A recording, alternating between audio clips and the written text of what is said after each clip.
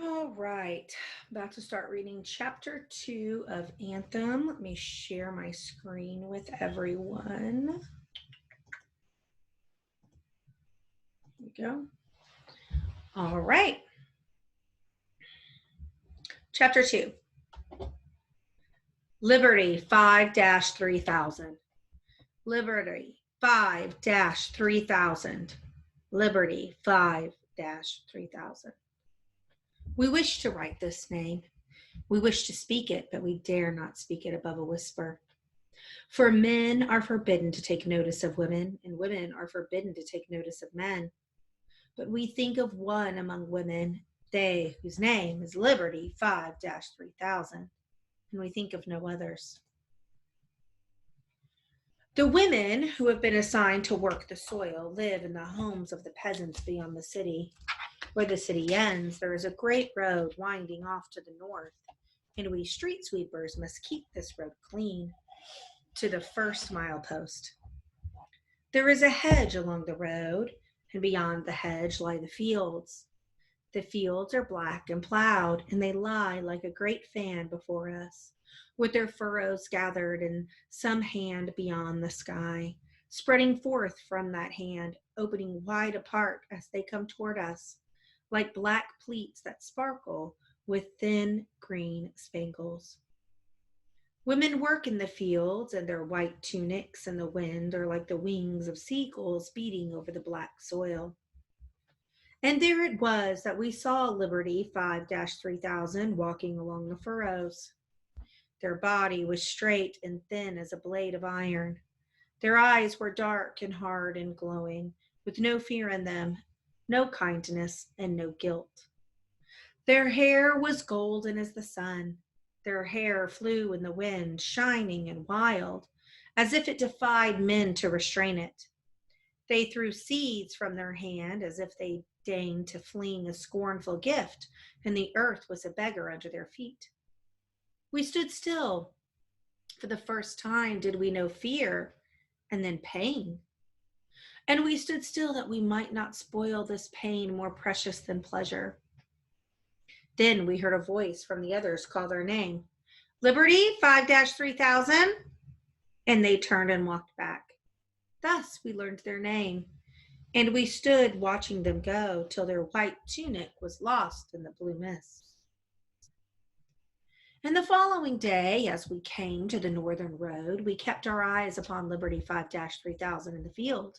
And each day thereafter, we knew the illness of waiting for our hour on the northern road. And there we looked at Liberty 5 3000 each day. We know not whether they looked at us also, but we think they did. Then one day they came close to the hedge, and suddenly they turned to us.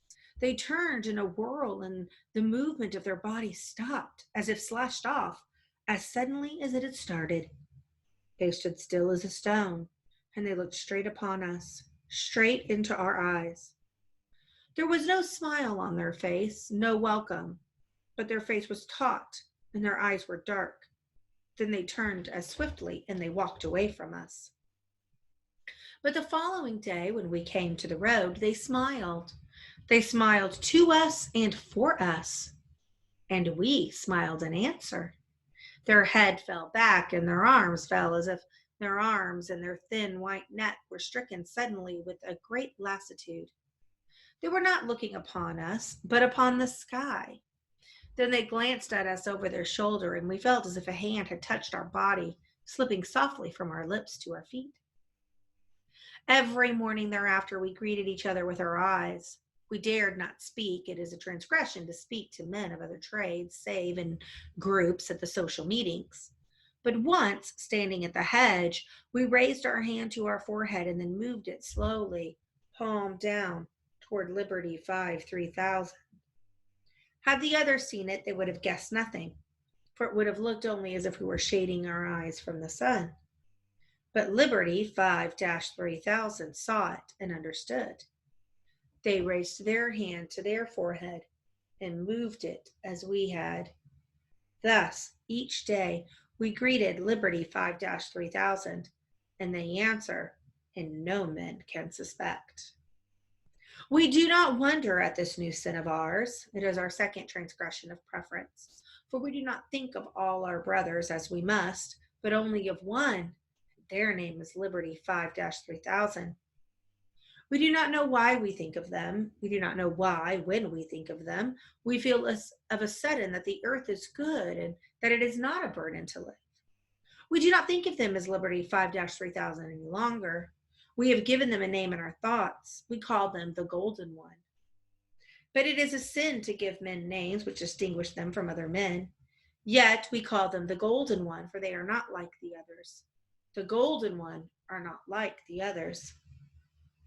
And we take no heed of the law which says that men may not think of women save at the time of mating.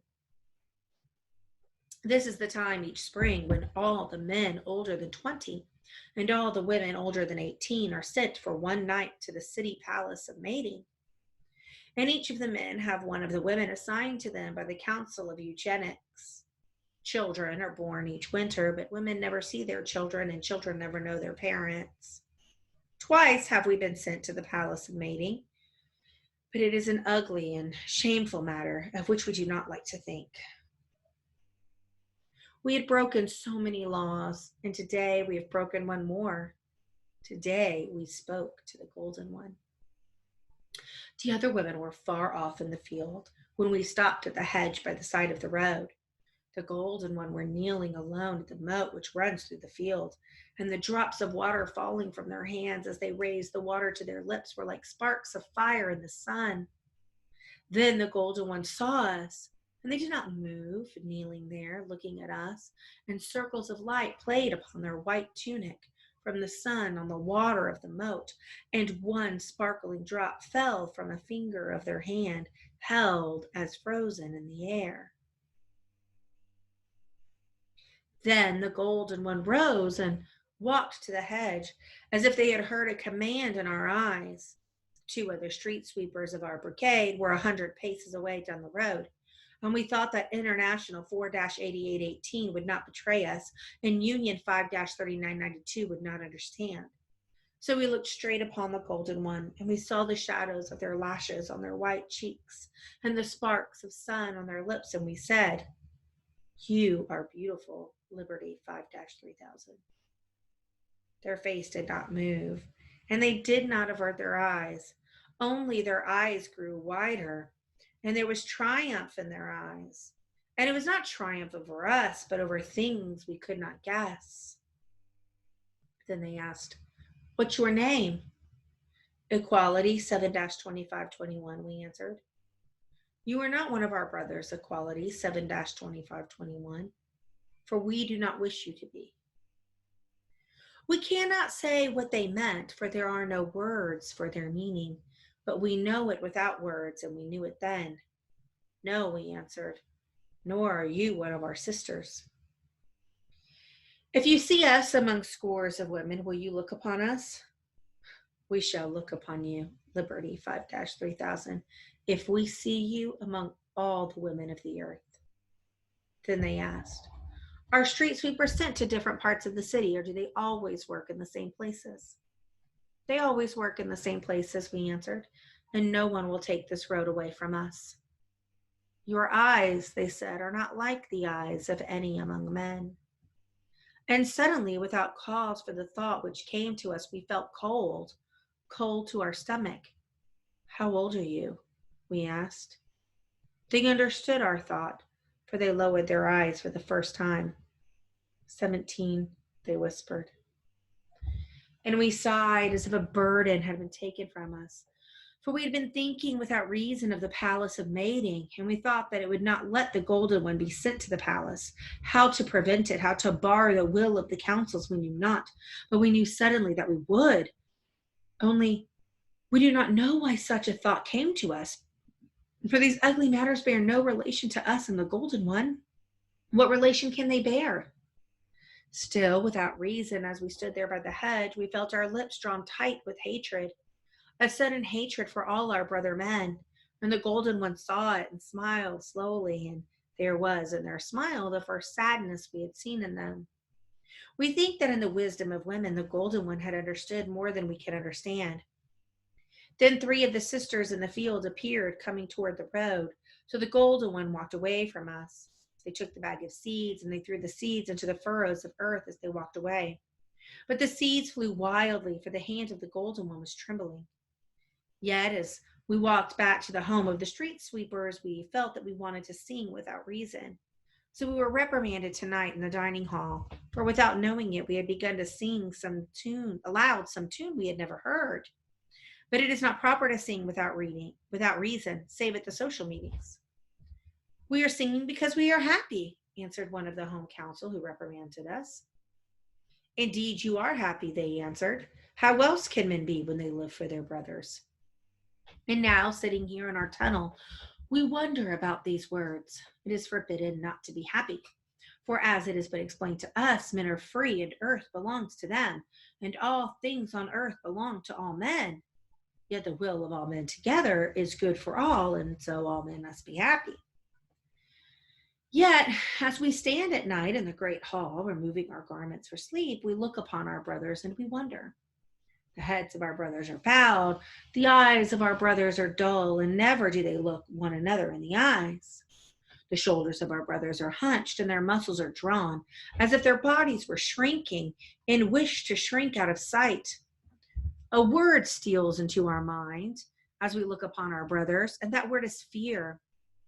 There is fear hanging in the air of the sleeping halls and in the air of the streets. Fear walks through the city, fear without name, without shape.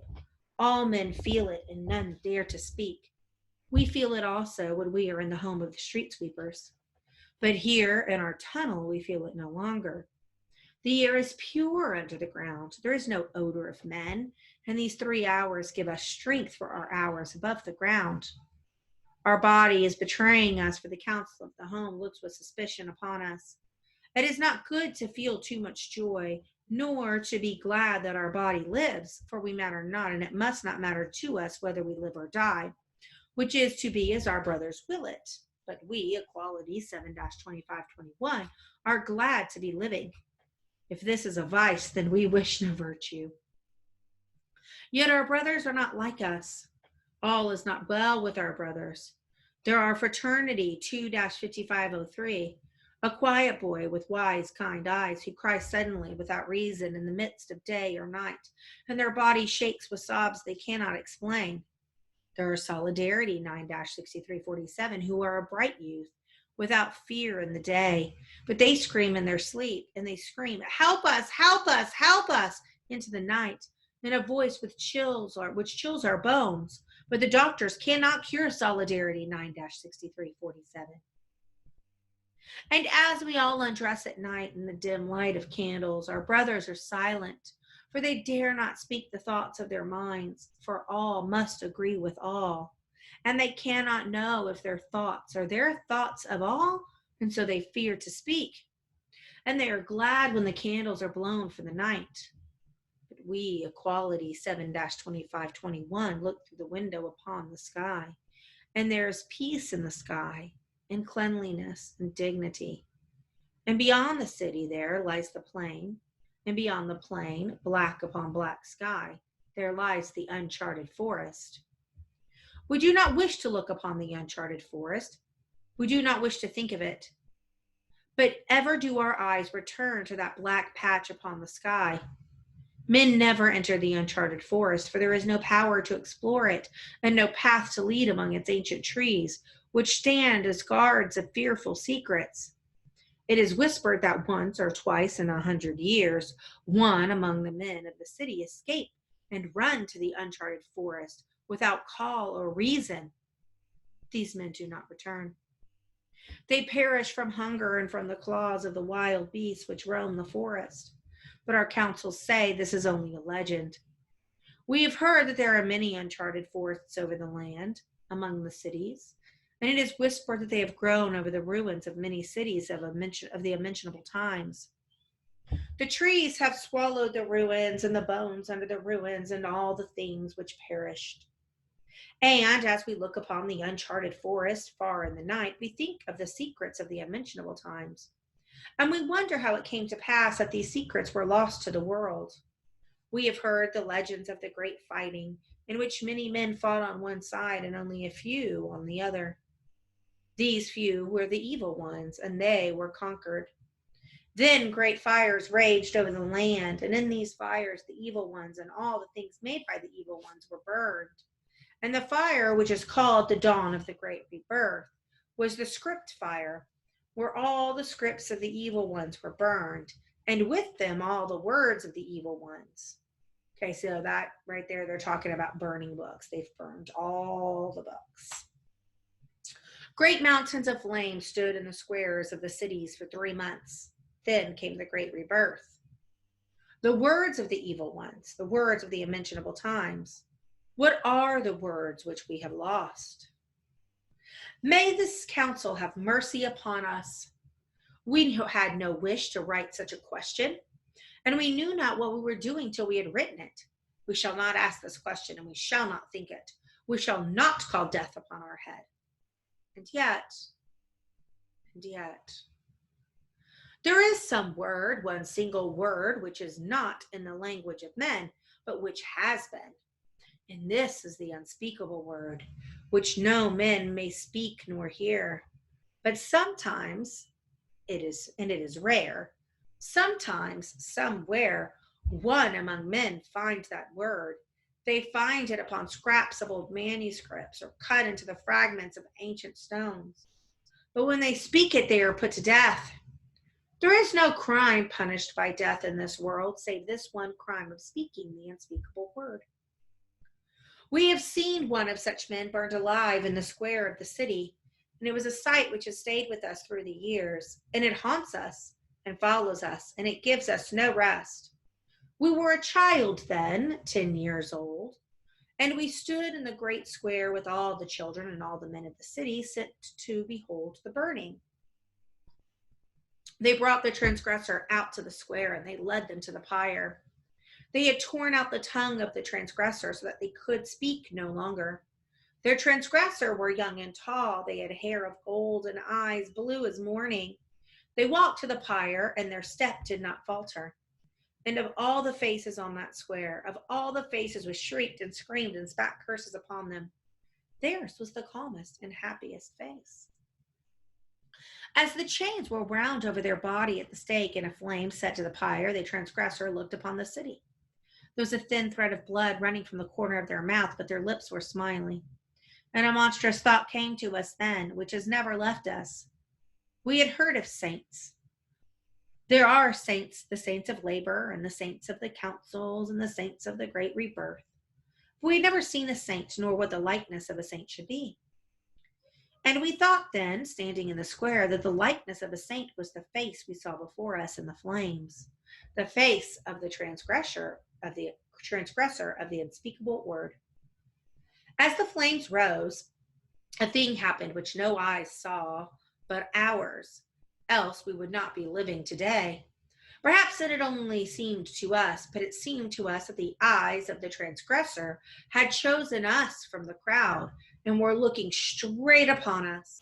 There was no pain in their eyes and no knowledge of the agony of their body. There was only joy in them and pride, a pride holier than is fit for human pride to be. And it seemed as if these eyes were trying to tell us something through the flames, to send into our eyes some word without sound. And it seemed as if these eyes were begging us to gather that word and not let it go from us and from the earth. But the flames rose and we could not guess the word. What, even if we have to burn for it like the saints of the pyre, what is the unspeakable word? All right. I want you guys to think about, what do you think is the unspeakable word? Okay, jot that down somewhere. Keep that in your little Rolodex so you can kind of refer back to it later to see how correct or how wrong you were. All right, tomorrow we will do chapter 3.